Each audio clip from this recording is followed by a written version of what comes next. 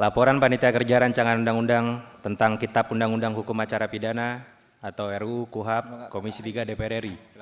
Kamis 13 November 2025. Assalamualaikum warahmatullahi wabarakatuh. Salam sejahtera bagi kita semua. Yang terhormat pimpinan dan anggota Komisi 3 DPR RI, yang terhormat Menteri Sekretaris Negara Republik Indonesia, yang terhormat Menteri Hukum Republik Indonesia atau yang mewakili, serta hadirin yang kami muliakan.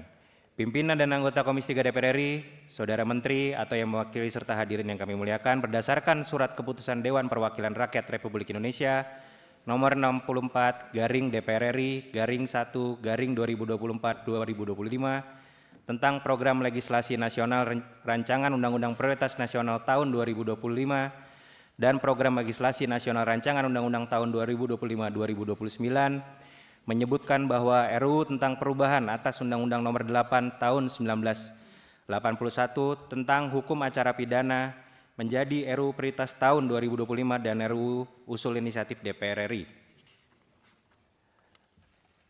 Pembahasan RUU KUHAP ini dalam perkembangannya memang bukan proses yang mudah.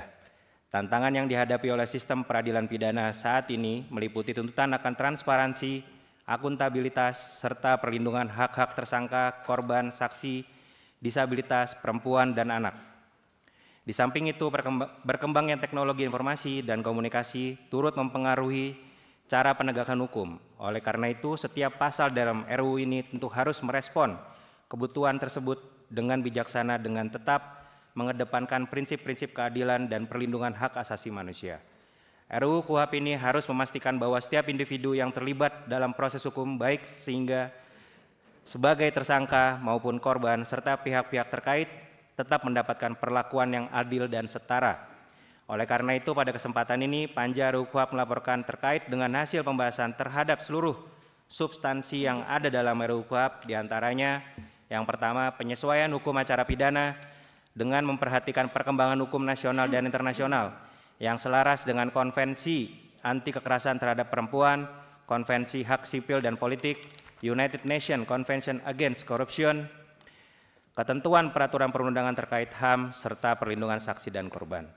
Yang kedua, penyesuaian pengaturan hukum acara pidana dengan nilai-nilai KUHP yang baru, yang menekankan orientasi restoratif, rehabilitatif, dan restitutif guna mewujudkan pemulihan keadilan substantif dan hubungan sosial antara pelaku, korban, dan masyarakat. Yang ketiga, penegasan prinsip diferensiasi fungsional dalam sistem peradilan pidana, yaitu pembagian peran yang proporsional antara penyidik, penuntut umum, hakim, advokat, dan pembimbing kemasyarakatan untuk menjaga profesionalitas dan akuntabilitas. Yang keempat, perbaikan pengaturan mengenai kewenangan penyidik, dan penuntut umum serta penguatan koordinasi antar lembaga guna meningkatkan efektivitas dan akuntabilitas sistem peradilan pidana. Yang kelima, penguatan hak-hak tersangka, terdakwa, korban, dan saksi termasuk hak atas bantuan hukum, pendampingan advokat, hak atas peradilan yang adil dan tidak memihak, serta perlindungan terhadap ancaman intimidasi atau kekerasan dalam setiap tahap penegakan hukum. Yang keenam, penguatan peran advokat sebagai bagian integral sistem peradilan pidana, mencakup kewajiban pendampingan advokat terhadap tersangka dan atau terdakwa dalam setiap tahap pemeriksaan. Penegasan kewajiban negara untuk memberikan bantuan hukum cuma-cuma bagi pihak tertentu, serta perlindungan terhadap advokat dalam menjalankan tugas profesinya. Yang ketujuh, pengaturan mekanisme keadilan restoratif atau restoratif justice sebagai alternatif penyelesaian perkara pidana di luar pengadilan yang dapat dilakukan sejak tahap penyelidikan hingga pemeriksaan di pengadilan. Mekanisme ini melibatkan pelaku, korban, dan masyarakat untuk mencapai pemulihan keadaan semula serta membantu mengurangi beban perkara di pengadilan.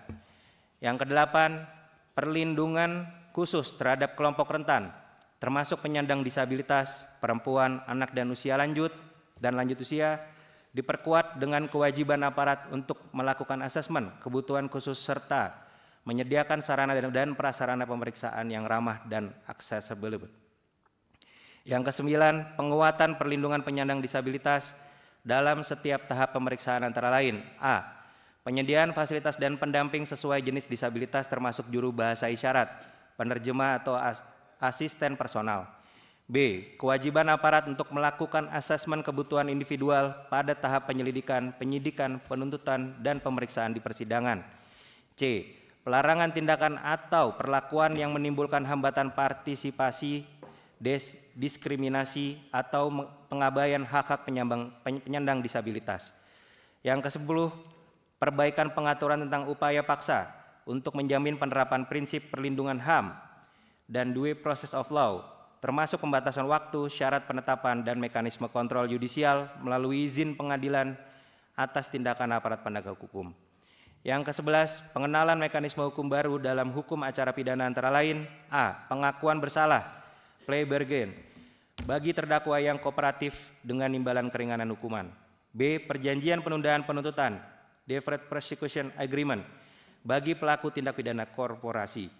12. Pengaturan terkait pertanggungjawaban atas tindak pidana oleh korporasi meliputi tata cara pemeriksaan pada setiap tahap proses hukum, penyelidikan, penyidikan, penuntutan, hingga pelaksanaan putusan.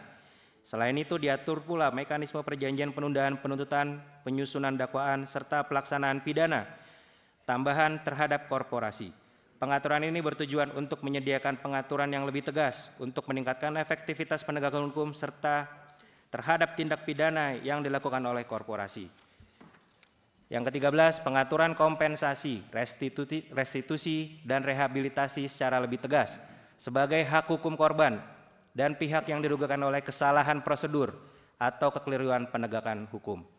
Yang ke-14, modernisasi hukum acara pidana untuk mewujudkan proses peradilan yang cepat, sederhana, transparan, dan akuntabel melalui pemanfaatan sistem peradilan pidana terpadu berbasis teknologi informasi yang mengintegrasikan fungsi penyidikan, penuntutan, peradilan, dan pemasyarakatan. Pimpinan dan anggota Komisi 3, Saudara Menteri atau yang mewakili serta hadirin yang kami hormati. Panitia kerja telah melaksanakan tugasnya dan melaporkan pelaksanaan tugasnya dalam rapat kerja pada hari ini.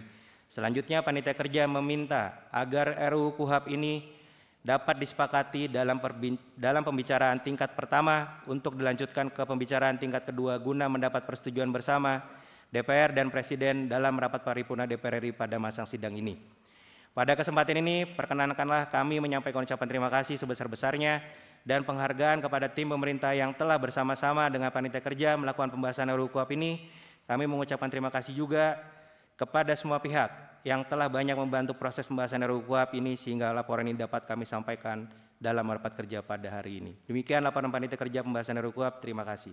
Jelajahi cara baru mendapatkan informasi. Download Metro TV Extend sekarang.